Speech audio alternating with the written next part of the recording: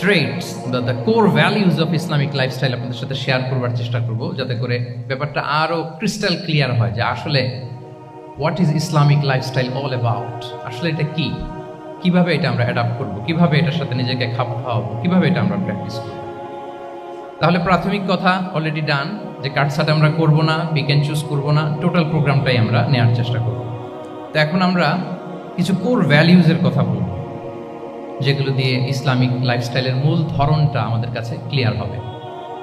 Islamic লাইফস্টাইলের কথা যদি আমাদেরকে বলতে হয়, প্রথম যেই ট্রেড, যে ক্যারেক্টারিস্টিক্স বা ভ্যালিউর কথা আমাকে বলতে হবে, সেটা হচ্ছে দ্য কনসেপ্ট অফ হালাল অ্যান্ড হারাম।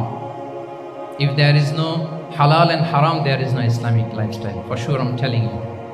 যদি হালাল হারাম না থাকে, এটা যদি আমরা মেনটেন না করি, এটা কোশ্চিনকালেও ইসলামিক লাইফস্টাইল হবে না। আপনাকে হারাম থেকে যোজন যোজন দূরে থাকতে হবে, আর হালাল দিয়ে জীবনটাকে সাজাতে হবে। কারণ যেখানেই হালাল সেখানেই বারাকা। রিপিট, আমি আবারও বলছি, যেখানেই হালাল সেটার মধ্যে কি? হারামে কোনো বারাকা আছে? হারামে আছে অস্থিরতা, সাময়িক উন্মাদনা, এর ভেতরে বারাকা নাই। হালালের ভেতরে আল্লাহ তাআলা বারাকা ঢুকিয়ে দিয়েছে। আচ্ছা, আপনারা বলুন তো, গরুর গোশত খাওয়া এটা হালাল না হারাম? হালাল। কুকুরের গোশত খাওয়া হালাল না হারাম? আচ্ছা, গরু বছরে বাচ্চা দেয় কয়টা? গাভী? আচ্ছা, একটা। কুকুর দেয় কয়টা? কয়টা? 7টা, 8টা, 10টা? ফ্যামিলি প্ল্যানিং নাই তো?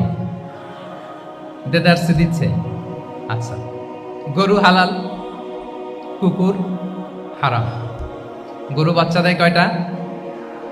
কুকুর দেদারসে দিচ্ছে।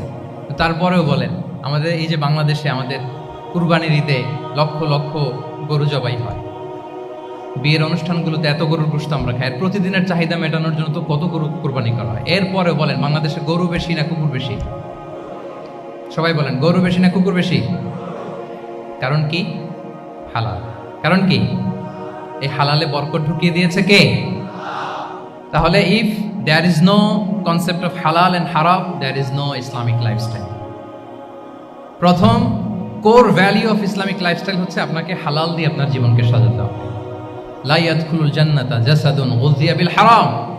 হারাম খেয়ে বর্ধিষ্ণু যে দেহ, সে দেহ আল্লাহর জান্নাতে প্রবেশ করবে না। মানে whatever you consume, it should be halal. এটা হালাল হইতে হবে। শুধু যেটা আপনি খাচ্ছেন এটাই না, কুলু মিম্মা ফিল আরদি হালালান তাইয়্যিবা, আল্লাহ তাআলা বলেছেন যেটা কনজিউম করবো হালাল হবে, হালাল হতে হবে। তো এটা শুধু এত ন্যারো কনসেপ্ট না, আপনার জীবনের সবটাই হালাল হতে হবে। Your food